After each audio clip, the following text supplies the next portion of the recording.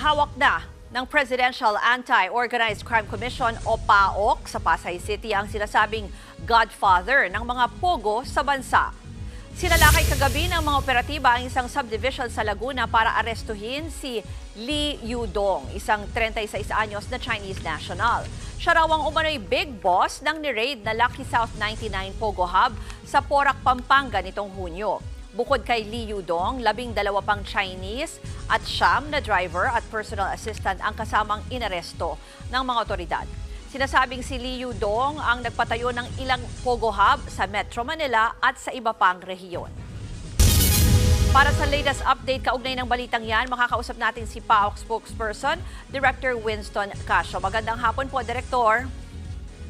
Magandang hapon, Ruth, at sa inyong mga taga-subaybay, tagapakinig.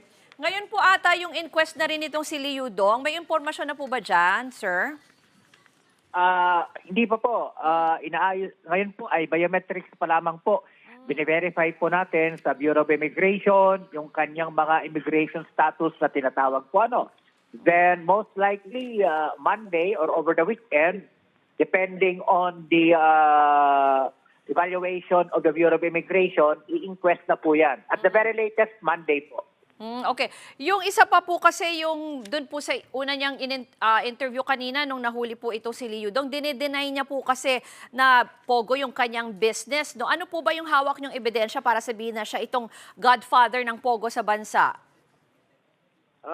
Dito po, actually, hindi naman godfather sa bansa, no? Pero one of the major players when it comes to Lucky South 99, doon po sa Porac. Siya po yung subject ng ating search warrant doon sa Porac. At meron ho tayong mga testigo na magpapatunay na siya po ang isa sa pinakamalaking players ng Pogo dito sa bansa. Kung siya po ay magsasalita at makikipagtulungan sa atin, malamang marami po itong may tuturo na mga individual, pribado o maging mga dating opisyal o kasalukuyang opisyal na tumulong sa kanya sa pagpapalago nitong kanyang mga Pogo businesses. Yung si dating Mayor Alice Go po ay kinoconnect din dito no? Nakita nyo naman po ba yung connection kinoconnect sa mga Pogo na ni-raid ano po? Pero nakita nyo po ba yung connection nitong si Lee Yudong kay Alice Go? Too early to tell. Too early to tell. Yung si Lee Yudong, ay sigurado natin may co-connect natin dito sa grupo nila Juan Renwu, Jiang Jie at saka Catherine Cassandra Leong, yung Porac, Pampanga na Lucky South 99. Okay. Ano po ang susunod na hakbang? Binanggit nyo na kanina, no? Yung, baka sa Monday yung possible na inquest. Pero halimbawa kung sakaling pwede po kaya siyang ipatawag sa Senado, pwede po kaya siyang humarap dyan? Depende na po yan sa Senado. We will defer to the Senate committees on women and the other related committees kung ipapatawag po siya. And if that happens, we will make him available po, ma'am. Okay. Yung isa pa po, may mga iba pa po kasi kayong pinaghahanap na kaugnay nitong kaso ni Lee Yudong. Ano pong update dyan? Medyo marami pa ho talaga, Ruth, no?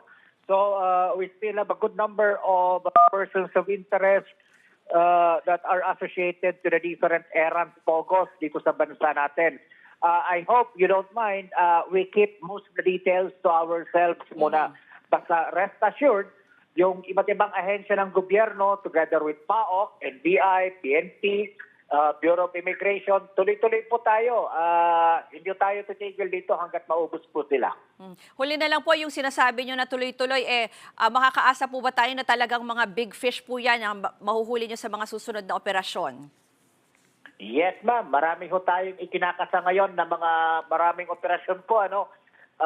Sunod-sunod po ito kasi we are keeping track of the deadline given to us by the President. Okay, maraming pong salamat kay PAOK spokesperson, Director Winston Casio. Mga kapatid, ako po si Ruth Cabal. Maging maalam at may pakialam sa mga may init at rumaratsadang balita sa Frontline Express. Para maging updated sa balitaan, mag-subscribe lang sa social media pages ng News 5.